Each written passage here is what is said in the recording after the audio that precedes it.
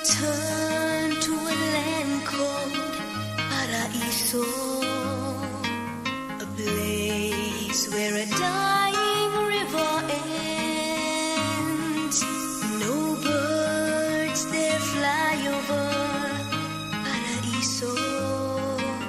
No space allows them to endure the smoke that screens the air, the grass that's never there. And if I could see a single bird, what a joy. I tried to write some words and create a simple song to be heard by the rest of the world. I lived in this land called Paraiso, in the house made of cardboard floors and walls. I learned to be free in Paraiso, free to blame anything I see. Matching rags for my clothes, plastic bags for the cold, and if empty cans were all I have, what a joy. I never fight to take someone else's coins and live with fear like the rest of the boys. Paraiso, help me make a stand. Paraiso, take me by the hand. Paraiso, make the world understand that if I could see a single bird, what a joy this tired and hungry land could expect. Some truth and hope and respect from the rest of the world.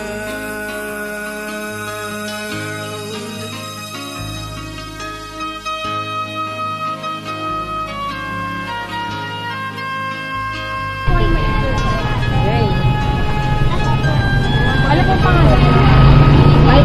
Michael ano po? Pa? Philippines. Isa lang. Ano pong trabaho niyo? Nabapas man doon. Dito po. Ano po anak niyo? Nadali mo ba ito? Ano po? Ano po trabaho ng asawa niyo? Wala ko na. Wala lang ko. Hindi na lang ako. Pero video ako. Yung ano? Kung i-compare niyo po yung buhay niyo noon sa ngayon, malaki po ba yung difference? Mas magandang buhay. Sa tingin niyo po, ginagawa po yung gobyerno. Make the world understand that if I could see a single bird, this time we land could expect some truth and hope and Bawal yan, salamat po. Sige. Sinasamot ka. Ito? Remote.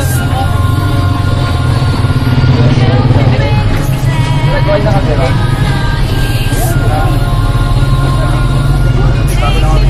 Ako nga po pala sila yun. Sa ano ko, IJA. make the world understand that Ano po if I trabaho? could see a single bird, what a Laki naman po. joy this time we land could expect Hindi ka may nakita. and respect from Ano the tayo po? Anak po, ito. Nasaan yung sila? Ano isa? Nakakain mo mga po kayo sa sila. Ano po masasabi sa ano po, sa buhay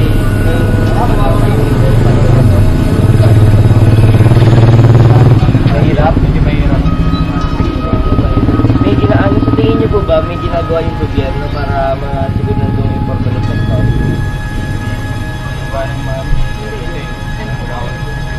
Pero yung sa pamumuhay niyo, parang walang ginagawa yung gobyerno. Parang ganun.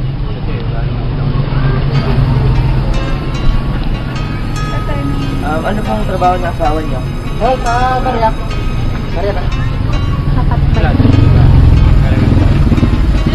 Eh, sabi niyo kanina hindi yung tapat yung social. Okay lang. Nakakarasa. Pag-ina ko yan, nandito po tayo sa bayan ng Silang Cavite, kung saan sa kabila ng mga naglalaki ang gusali, ay hindi ko matitis na meron palang mahihirap na tao. Ano nga ba ang ginagawa ng gobyerno sa panahon ito? Sila ba'y wala silang ginagawa para matulungan tayo mga mahihirap? Sa aming paglilibot at pag-i-interview, napansin ko palang napakahirap talaga ng buhay. Napakainit. Tapos, katulad na lang ng mga yon na nag-i-interview doon. At ito nga po wala ang palengke. Kung saan, yan po karamihan yung mga mahihirap na tao. Sa panahon po ngayon ay napakahirap po kumita ng pera, lalo na sa mga informal na sector ang sinabubuhay. Kaya, ako'y nalulungkot kasi sa mga na-interview namin, mas mahirap doon ang buhay nila kaysa sa 10 nagdamang. Kaya nandito po kami para may pakita sa inyo kung gaano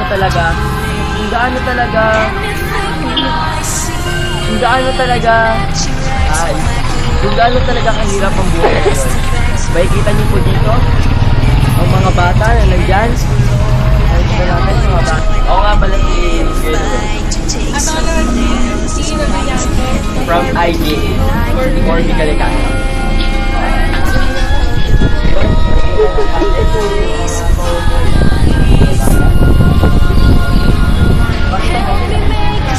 Pinakita ko.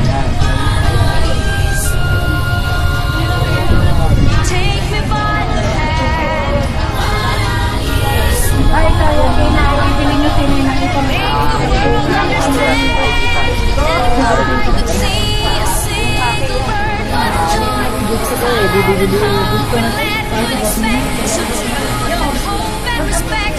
Aba, at ako bitin niya ka yan. Lagi akong Tayo sa palengke. hindi mo natin makikita yung kahirapan dyan. At dito po, pasok na tayo sa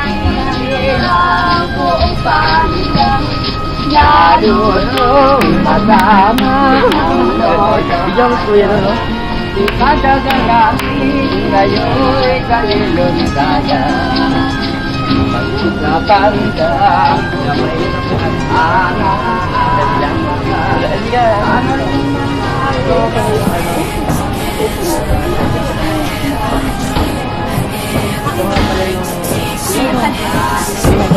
ayan, di tayo sa pesa sa amin.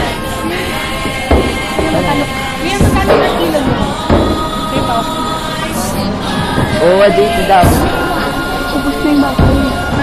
Ubus na yung bako. Oo nga pala, sinuready ka ba na yan? Ako naman, sisingin yan. 4B Kalikasa na sa pag-i-interview pala namin ay sa kabila ng maulan sa bayan na sila ay meron palang mga gantong ng bayan nila na meron palang tao na bahagi na ito. Totoo nga bang may ginagawang sapat ang gobyerno natin upang matulungan ng mga tao ito na ulunlad? Kahit mga bagay na ginagawa ng mga para wala nang mas hirap ito sa ating Nakakalungkot isipin na sa kabila ng mga gobyerno na nakakain sila ng sarap na pagkain dito sa mga lugar ba ay meron palang mga taong ganito mas like na